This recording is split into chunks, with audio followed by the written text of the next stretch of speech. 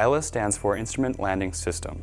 It consists of 4 elements: localizer, glide slope, marker beacons, and approach lights. It's called a precision approach because both vertical and lateral guidance are provided to the aircraft. The localizer is a radio signal that provides lateral guidance to an aircraft on approach. It originates from an antenna that is usually located about 1,000 feet beyond the departure end of the runway. It actually sends 2 overlapping frequencies, or lobes, and the point where those lobes overlap denotes the extended center line of the runway. These signals are generally guaranteed to be accurate to a distance of 18 miles from the runway threshold. Aboard an aircraft, the ILS equipment detects the point where the lobes overlap and causes the localizer needle in the cockpit to move in relation to the position of the aircraft. When an aircraft is straight and level and tracking the localizer, it is said to be established on the localizer. The localizer antenna also sends its signal in the opposite direction on what is called the localizer back course. We'll talk about the localizer back course a little later. The glide slope provides vertical guidance to the approaching aircraft. Like the localizer, it sends 2 overlapping radio signals. The point where the signals overlap indicates the appropriate approach angle to the runway. Most glide slopes provide a 3-degree descent angle, although this can vary slightly from one airport to another. In some instances, the glide slope signals may overlap in more than one place, producing a false glide slope. The false glide slope will typically be formed at about 12.5 degrees from the horizontal, though there may be more than one false glide slope present. There will never be a false glide slope below the correct slope of 3 degrees, so for this reason, aircraft should be assigned altitudes during the approach clearance that will allow them to intercept the glide slope from below. Pilots should never have to chase the glide slope from above, as this can require steep descent that may be uncomfortable for the passengers. Glide slope antennas are designed to guide the aircraft to the touchdown zone of the runway, as opposed to the runway threshold, and are typically positioned right next to the runway's touchdown zone. This allows for adequate wheel clearance over terrain or other obstacles for large aircraft. Marker beacons comprise the 3rd element of the ILS system. They exist to provide position updates to pilots conducting the approach and assist the pilots in judging their distance from the runway. If the aircraft is conducting a localizer-only approach, marker beacons allow the pilot to determine whether he or she is descending at the correct rate. There is always an outer marker located 4 to 7 miles from the runway threshold. Some systems also have a middle marker about 3,500 feet from the runway threshold, and an inner marker between the middle marker and the runway threshold. The final component of the ILS is the approach lights, which aid the pilot on the approach once the aircraft has descended below clouds and in reduced visibility conditions. Approach lighting includes elements like extended centerline lighting, runway end identifier lights, and visual slope indicators. Here to explain exactly what happens in the cockpit as an aircraft flies an ILS approach is Mark Dusenberry, a flight instructor here at UND. Mark? Thanks, Kyle. Today we're at UND Aerospace's Level 6 CRJ200 simulator. I'm with my colleagues Matt Upsall and Mark Hastings. Today we're going to demonstrate pilot workload during an ILS approach. During an ILS, the pilot flying and the pilot not flying have various duties to accomplish. First, we're going to look at an ILS approach to runway 4 left at John F. Kennedy International Airport in New York. Then we're going to look at what happens if ATC issues late turns during vectors to the ILS approach. Also, in the event of a missed approach procedure, we're going to look at the high pilot workload they will experience. Currently, the aircraft is positioned on the base leg for the ILS runway 4 left into New York's JFK Kennedy International Airport. Currently, the aircraft is in IMC conditions. Heading 075, 1500 to establish cleared ILS runway 4 left, Superjet 2240. Approach mode. Bug 160. After receiving the approach clearance, the pilot flying turns to the intercept heading. The pilot not flying begins to configure the aircraft for landing. Flaps 20. Configuration changes range from changing the heading bug, setting approach mode, changing flap configurations, and finally, prior to landing, putting the gear down.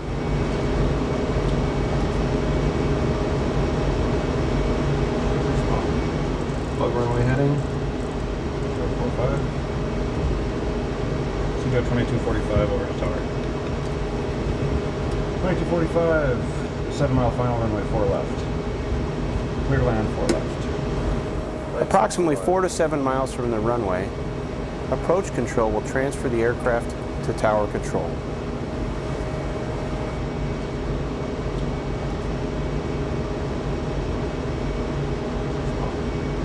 Currently, the aircraft is located 6 miles from the runway threshold at 1,500 feet. Gear down, flaps 30 before landing, check the line. Gear down, flaps 30. The glide slope is now active. The pilot not flying selects the gear down and the flaps to the 30-degree position. Gear Flaps down, 45, bug gear F. Flaps 45 degrees, speed 144. At glide slope intercept, the pilot flying calls for the final flap setting and slows to approach speed. Descent from 1,500 feet to minimums begins at this point.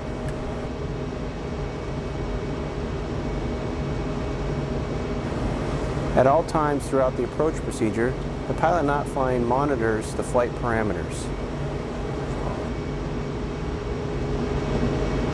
Altimeters and instruments cross-checked.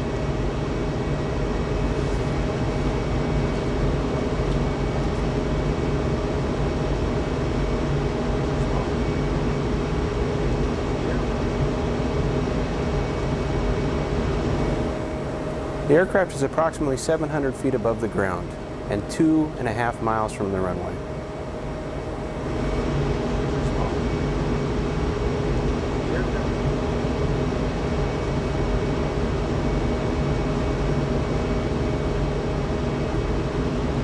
No flags, gear check down, clear to land. 500. 200 in minimums. After reaching visual conditions, the pilot not flying calls runway in sight, and the pilot flying transitions to visual conditions. Runway in sight, total apart. Landing.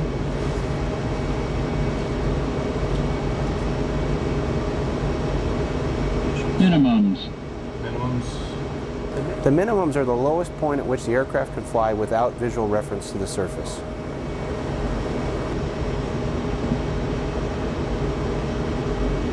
$50, 40, 30, 20, 10. Spoilers green.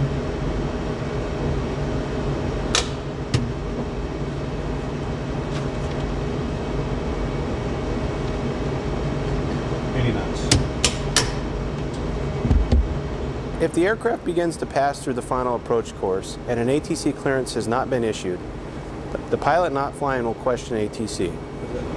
Approach to Superjet 2245, get a turn.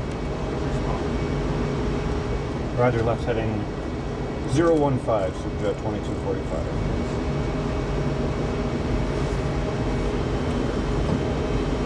No flags, gear check now, clear to land. 500. At this time, the pilot not flying begins to search for clues for the runway environment.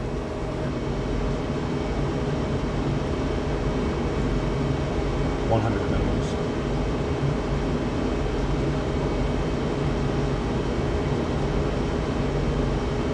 Minimums.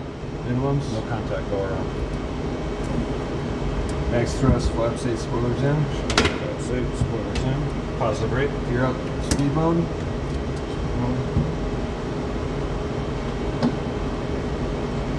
Heading mode. Heading mode. If visual contact is not maintained, the pilots will execute a missed approach procedure. Pilot gauge. Looks like nav. Nav mode. Mode. Flaps up, climb, thrust, climb, check. The missed approach procedure is one of the highest workloads the pilots can experience. Initially, the task is dominated by aircraft configuration changes and navigating to the missed approach fix. Upon reaching the missed approach fix, calculating fuel and determining an alternate plan of action are various pilot duties at this time. That's it from the simulator. Kyle, back to you. Thanks, Mark. Now let's take a look at Academy Airport, which is the basis for air traffic control training here at UND. Academy has two ILS approaches, to runway 28 right and runway 28 left. There are also localizer back course approaches to runway 10 left and runway 10 right. A back-course approach is basically a localizer-only approach. It is non-precision because no vertical guidance is provided to the aircraft. The other major difference for pilots is that the signal is reversed. In other words, if the localizer needle moves to the left, the aircraft must turn right to stay on the runway centerline. The localizer signal is only about 5 degrees wide, and because of this, pilots should never be instructed to intercept the localizer or localizer back course at an angle greater than 30 degrees. At Academy Airport, aircraft are usually vectored to the ILS approach for runway 28 right. In advanced classes, runway 28 left will also be in use. Since the runway headings are 280, a typical traffic pattern will be a downwind leg of heading 100 or 280, depending on the runways in use. From the north, the base turn will be heading 190 or heading 010 from the south. A 30-degree intercept heading for runway 28 right or 28 left from the north is 250, and from the south, 310. For runway 10 left or 10 right, the 30-degree intercept heading is 130 from the north or 070 from the south. Note that 30 degrees is the maximum intercept angle you may use. Any heading less than 30 degrees can also be used if appropriate. When vectoring aircraft to the final approach course with up to a 30-degree intercept angle, they must be established on the localizer or localizer back course at least 2 miles outside the final approach gate. This gate is located 1 mile outside the final approach fix, Woody, in the case of runway 28 right, or Boldy for runway 10 left. For runway 28 left, the final approach fix is Onetta, and Ritchie is the fix for runway 10 right.